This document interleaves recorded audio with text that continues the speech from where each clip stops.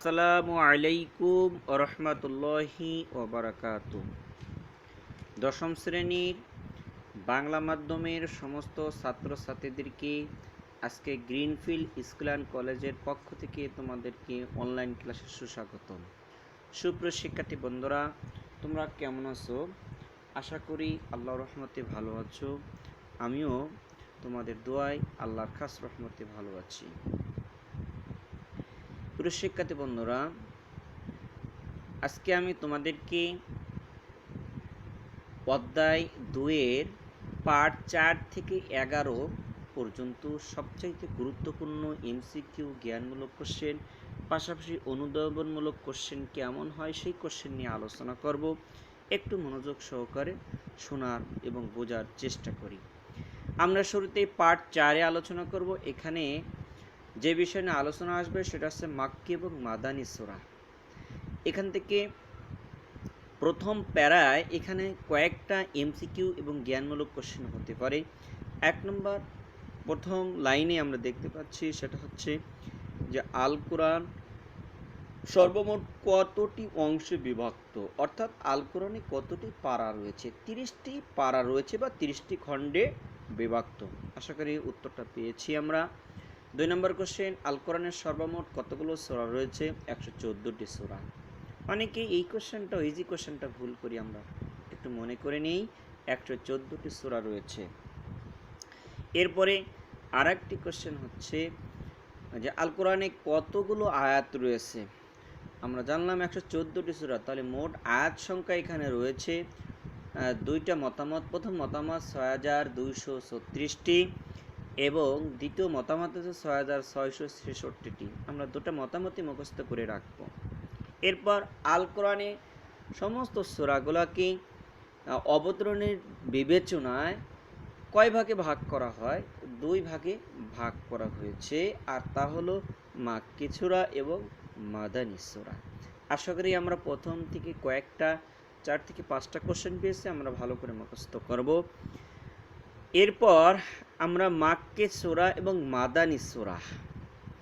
মাক্কি সূরা, এখান থেকে আমরা একটা অনুধাবনমূলক কোশ্চেন এবং একটা জ্ঞানমূলক কোশ্চেন এমসিকিউ কোশ্চেন আমরা বলবো।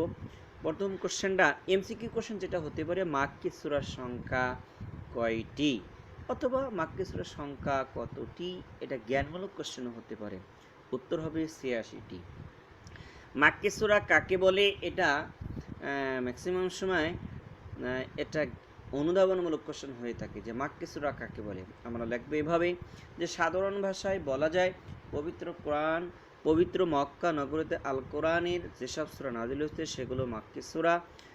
প্রসিদ্ধ মত অনুযায়ী মহানবী সাল্লাল্লাহু আলাইহি ওয়াসাল্লাম এর মক্কা থেকে মদিনায় হিজরতের পূর্বে নাজিল হওয়া সূরাসমূহকে মাক্কি সূরা বলা হয়। আশা করি উত্তরটা আমরা পেয়েছি। এখন আমরা মাদানী সূরা নিয়ে এখান থেকে কোশ্চেন করব। এখানে 2টা কোশ্চেন ইম্পর্টেন্ট। একটা হচ্ছে মাদানী সূরা কাকে বলে এবং মাদানী সূরার সংখ্যা কত। হ্যাঁ, মাদানী সূরা কাকে বলে? সাধারণ ভাষায় বলা যায় মদিনাতেই নাজিল হওয়া সূরাগুলো মাদানী সূরা। তবে প্রসিদ্ধ একটা মত অনুযায়ী মহানবী সাল্লাল্লাহু আলাইহি ওয়াসাল্লামের মদিনায় হিজরতের পর নাজিল হওয়া সকল সূরাকে মাদানী সূরা নামে আখ্যায়িত করা হয়। ঠিক আছে। আরেকটা একজন বিশিষ্ট সাহাবী ইয়াইয়া ইবনে সালাম বলেন মহানবী সাল্লাল্লাহু আলাইহি ওয়াসাল্লাম মদিনায় হিজরতের পর মদিনার বাইরে সফরে থাকা অবস্থায় নাজিল হওয়া সূরা মাদানী সূরা। যেমনটা আমরা সূরাতুন নাসর ইদা জাআ নাসরুল্লাহি এটা আমরা দেখতে পাই যে এই সূরাটা নবীজি সাল্লাল্লাহু আলাইহি ওয়াসাল্লাম হিজরত করেছেন মদিনায়। হিজরতের পরে তিনি যখন বিদা হজ করতে 10ম হিজরতে যান, তার মানে কি হিজরতের পরে মদিনায় সূরাটা নাজিল হয়নি, নাজিল হচ্ছে মক্কায় আরাফাতের ময়দানে। ওই সময় ঠিক সূরা নাসর তখন নাজিল হয়। এখন যদি কেউ বলে যে সূরা নাসর মাক্কি সূরা, না, এটা মাদানী সূরা হিসেবে আখ্যা দেওয়া হয়েছে। কেন? কারণ এটা হিজরতের পর নাজিল হয়েছে। সেটা যেখানেই নাজিল হোক এটা মাদানী সূরার অন্তর্ভুক্ত। আর এই মাদানী সূরার সংখ্যা কতটি? 28টি সূরা। আশা করি আমরা এইখানে উত্তরগুলো আমরা পেয়েছি। মাদানী সূরা কাকে বলে এবং মাদানী সূরার সংখ্যা কত, এগুলো আমরা পেয়েছি। এখন আমরা পার্ট 5-এ আলোচনা যেগুলো করব, ইম্পর্টেন্ট যে কোশ্চেনগুলা, যে তিলাওয়াত। তিলাওয়াত শব্দের অর্থ কি? তিলাওয়াত শব্দের অর্থ হচ্ছে পাঠ করা, আবৃত্তি করা, অনুসরণ করা ইত্যাদি।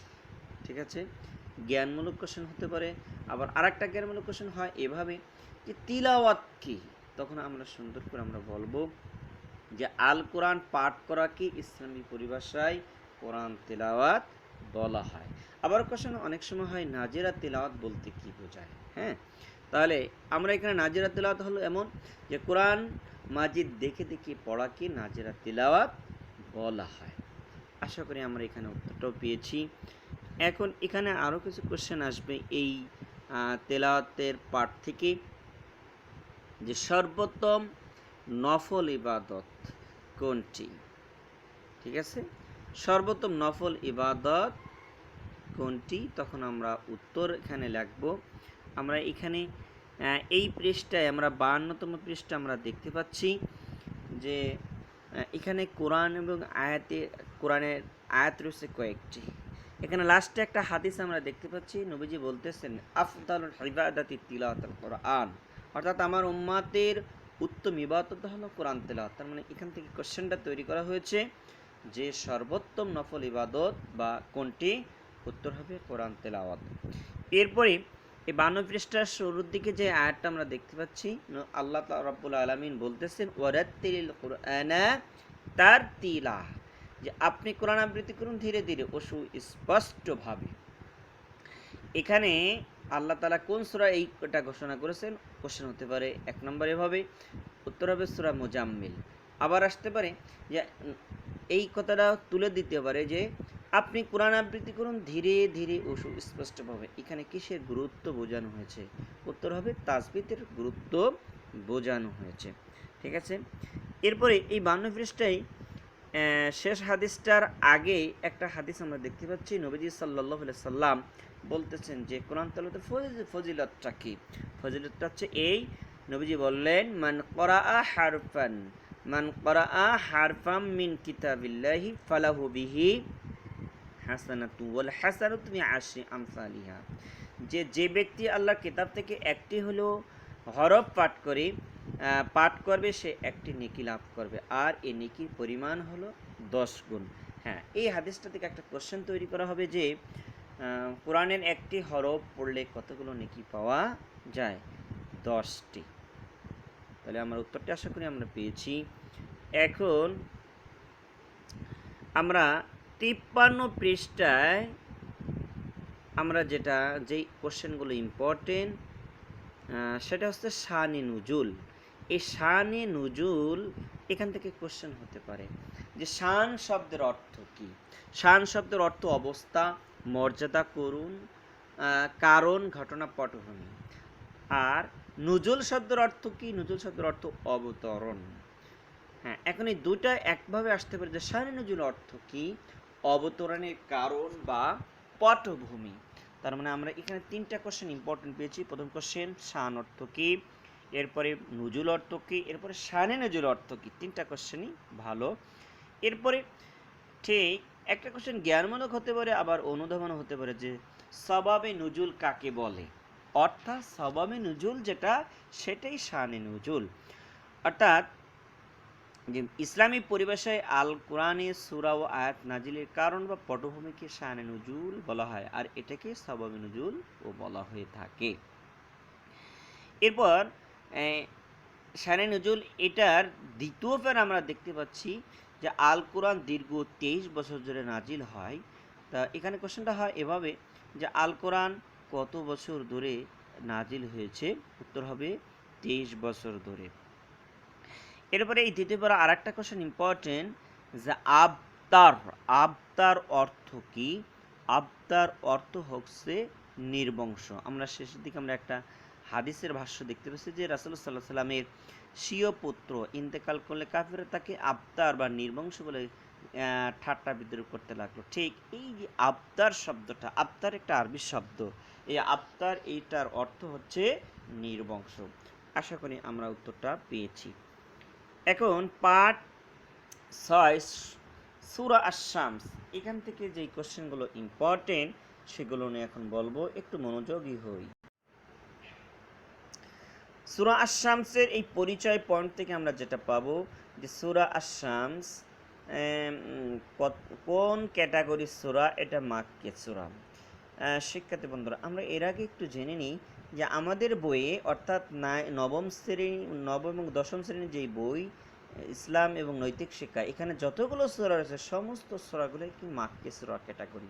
ঠিক আছে, প্রথম যেই সূরাটা এখানে আসতেছে সূরা আশ-শামস, এই সূরাটা 15টি আয়াত রয়েছে। কতগুলো আয়াত? 15টি আয়াত রয়েছে। আল কোরআনে কততম সূরা হতে পারে? 91তম সূরা। এই সূরার এই শামসে কয়েকটা ইম্পর্টেন্ট অর্থ হতে পারে। শব্দ অর্থ যে আশ-শামস অর্থ কি বা শামসুন অর্থ কি? শামসুন অর্থ সূর্য। শামসুন অর্থ সূর্য। এই কোশ্চেনটা আমরা অবশ্যই মুখস্থ করে রাখবো।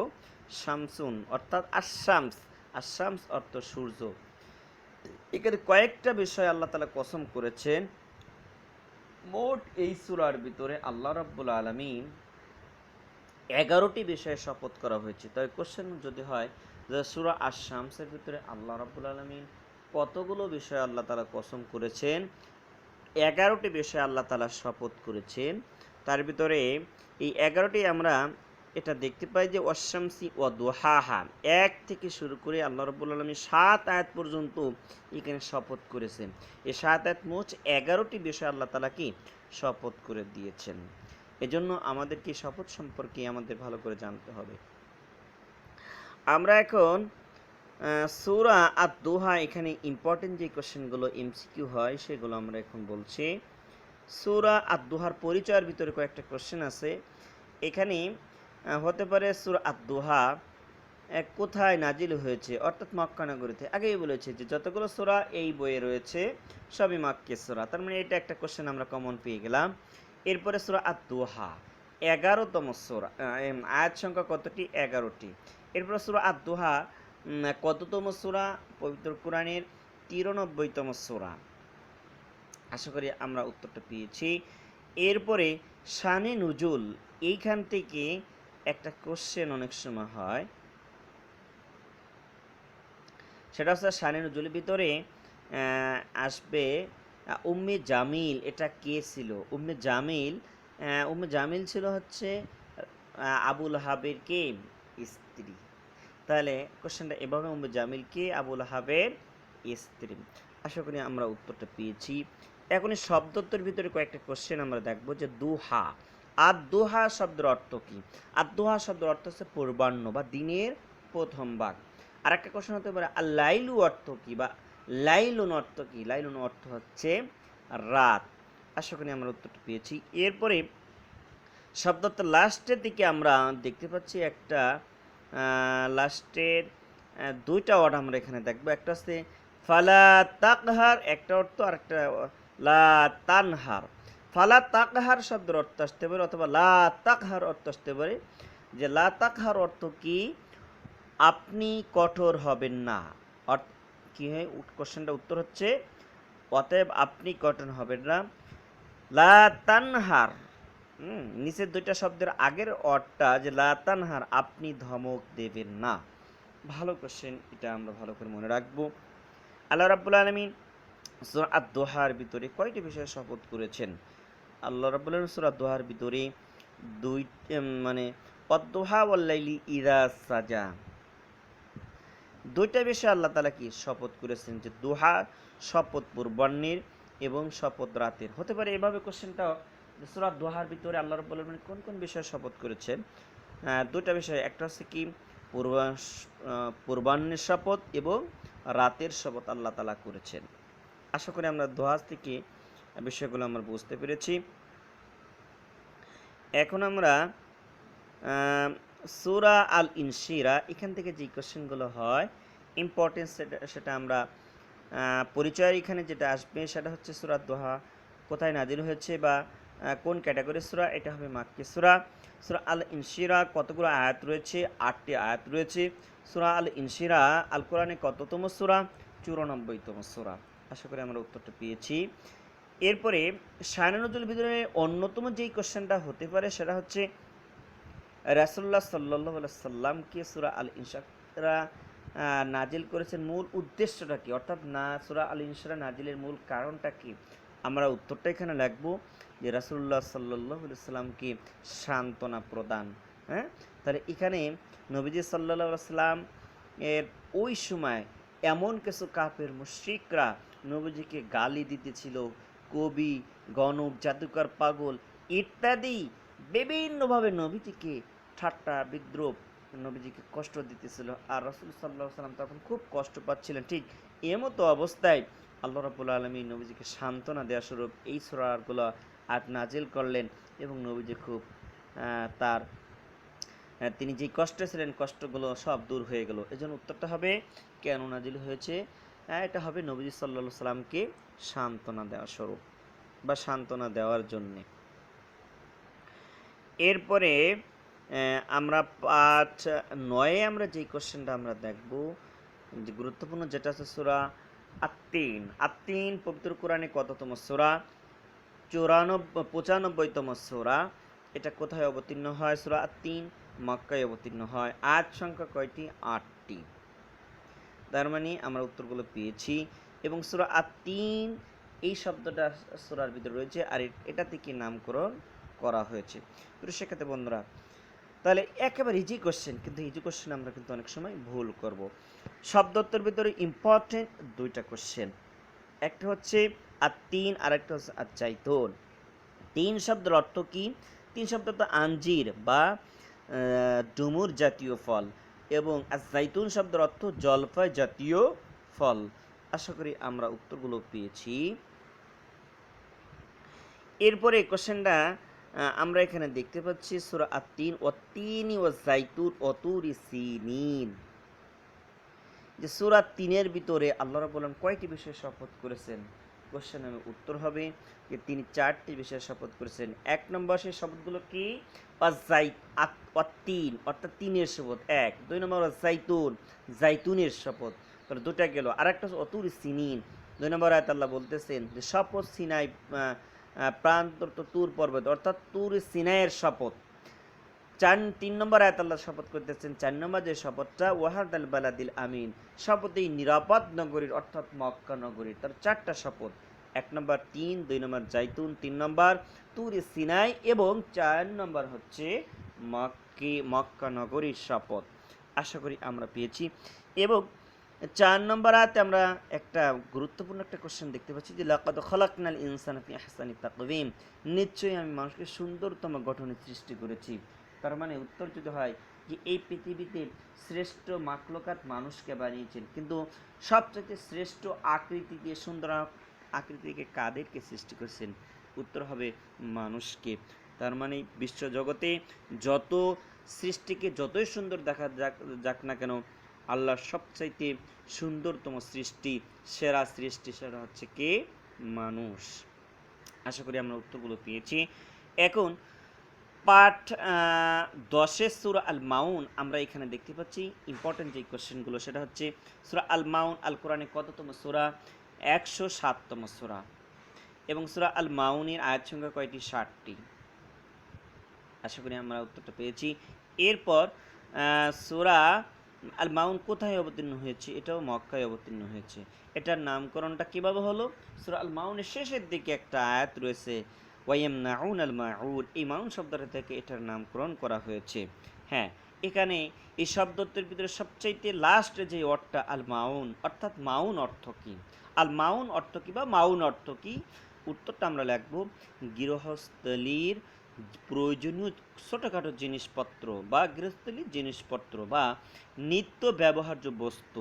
তাহলে শাব্দিক অর্থ আমরা কী পাইলাম? নিত্য ব্যবহার্য বস্তু বা গৃহস্থলী প্রয়োজনীয় জিনিসপত্র। আশা করি আমরা উত্তরটা পেয়েছি। এই সূরাটা আমাদের অনেক শিক্ষণীয় বিষয় রয়েছে, বিশেষ করে যারা নামাজে উদাসীন হয় তাদের জন্য রয়েছে খুবই খারাপ ভয়ানক অবস্থা। পাশাপাশি যারা ছোটোখাটো জিনিসে দিতে অস্বীকার করে, অর্থাৎ তারা ধার দেয় না, এমন ব্যক্তিদের জন্য সতর্ক করা হয়েছে। আশা করি আমরা পেয়েছি। প্রিয় শিক্ষার্থীরা, আমরা এর আগেই এই যে সূরাগুলো বলেছে, সূরা শামস, সূরা তুহা, সূরা তিন, সূরা আল ইনশিরা, এভাবে যতগুলো আমরা সূরা পড়েছি, একটা সহজ একটা সারাংশ যে কথাগুলো যেটা বলবো যে প্রত্যেকটা সূরাই মাক্কি সূরা এখানকার, এবং আয়াত সবচেয়ে এখানে আয়াত সংখ্যা বেশির দিক দিয়ে সূরা আশ-শামসে 15টি, সূরা তুহা 11টি, হ্যাঁ, সূরা আল ইনশিরা এখানে আয়াত সংখ্যা 8টি, সূরা 3-এ 8টি, আর সূরা আল মাউন যেটা আয়াত সংখ্যা মাত্র 7টি। আশা করি আমার উত্তরটা বুঝতে পেরেছি। হ্যাঁ, পাঠ 11তম পাঠে যেই কোশ্চেনগুলো ইম্পর্টেন্ট, আর তা হলো যে শরিয়াতে দ্বিতীয় উৎস কি? শরিয়াতে দ্বিতীয় উৎস হচ্ছে সুন্নাহ। এরপর সুন্নাহ শব্দের অর্থ কি? সুন্নাহ শব্দের অর্থ হচ্ছে রীতিনীতি। আশা করি আমরা উত্তরটা পেয়েছি। এখন সুন্নাহ আল কোরআনের ব্যাখ্যা স্বরূপ কি, বা আল কোরআনের ব্যাখ্যা কি? সুন্নাহ তার মানে হাদিস, অর্থাৎ আমরা উত্তরটা এটাও পেয়েছি যে সুন্নাহ অর্থ হচ্ছে রীতিনীতি, আল কোরআনের ব্যাখ্যা হচ্ছে কি? সুন্নাহ। আশা করি আমরা পেয়েছি। এরপরে মাঝের দিকে আমরা একটা পয়েন্ট দেখতে পাচ্ছি আল হাদিস। এখান থেকে যে ইম্পর্টেন্ট কোশ্চেনগুলো, যে আল হাদিস অর্থ, অর্থাৎ হাদিস অর্থ কি? কথা বা বাণী। এরপরে কোশ্চেন হতে পারে হাদিস কাকে বলে? ইসলামী পরিভাষায় হাদিস বলতে মহানবী সাল্লাল্লাহু আলাইহি ওয়াসাল্লামের বাণী, কর্ম ও মৌনসম্মতিকে হাদিস বলা হয়। এরপরের সেন্টেন্সটাই কোশ্চেন হতে পারে ইম্পর্টেন্ট, হাদিসের অংশ কয়টি? কোশ্চেনটা অনেকে ভুল করে ফেলি। হাদিসের অংশ হচ্ছে দুইটি, একটির না হচ্ছে সনদ, আর একটি হচ্ছে মতন। ঠিক একইভাবে আরেকটা কোশ্চেন হতে পারে যে সনদ কাকে বলে, মতন কাকে বলে? সনদ বলা হয় হাদিসের রাবি পরম্পরাকে সনদ বলা হয়। এখানে রাবি কথাটা আসছে, তাহলে রাবি কি? যিনি হাদিস বর্ণনা করেন তাকে রাবি বলা হয়। এরপরে মতন কাকে বলে? মতন শব্দের অর্থ হচ্ছে মূল, অর্থাৎ হাদিসের মূল বক্তব্যকেই মতন বলা হয়। আশা করি আমরা উত্তরগুলো দিয়েছি। এরপর প্রকারভেদের ভিতরে যে কোশ্চেনগুলো ইম্পর্টেন্ট সেটা হচ্ছে যে মতন অনুসারে হাদিস কত প্রকার? 3 প্রকার, কাউলি, ফেলি, তাকরিরি। প্রত্যেকটার পরিচয় আমাদের জানতে হবে। ঠিক একইভাবে তাকরিরি অর্থ কি? মৌন সম্মতি জ্ঞাপক। এরপরে সনদ অনুসারে হাদিস কত প্রকার? 3 প্রকার। তার মানে আমরা দুইটা প্রকারের দুইটা কোশ্চেন পেয়েছি, একটা হচ্ছে সনদ অনুসারে প্রকার এবং মত অনুসারে প্রকার। দুইটা কোশ্চেনে কি হবে? 3 হবে। এরপরে নিচের দিকে আরেকটা কোশ্চেন আমরা দেখতে পাচ্ছি যে হাদিসে অন্যতম আরেকটা প্রকার হচ্ছে হাদিসে কুদসি। হ্যাঁ, এই কুদসি শব্দের অর্থ কি? কুদসি শব্দের অর্থ পবিত্র। হাদিসে কুদসি কাকে বলে সেটার উত্তর এখানে রয়েছে সুন্দর করে, যে এই হাদিসে কুদসি অন্যতম একটা প্রকার। এটা সরাসরি আল্লাহ তাআলার সাথে সম্পৃক্ত। ইসলামী পরিভাষায় যে হাদিসের শব্দ ভাষা রাসূল সাল্লাল্লাহু আলাইহি ওয়াসাল্লামের নিজস্ব, কিন্তু তার অর্থ ভাব মূলকথা আল্লাহ তাআলার নিকট থেকে ইলহাম বা স্বপ্নযোগে পেয়েছেন, এমন হাদিসকে বলা হয় হাদিসে কুদসি। আশা করি আমরা উত্তরটা পেয়েছি। এখন আমরা যেই কোশ্চেনগুলো আমরা দেখব সেটা হচ্ছে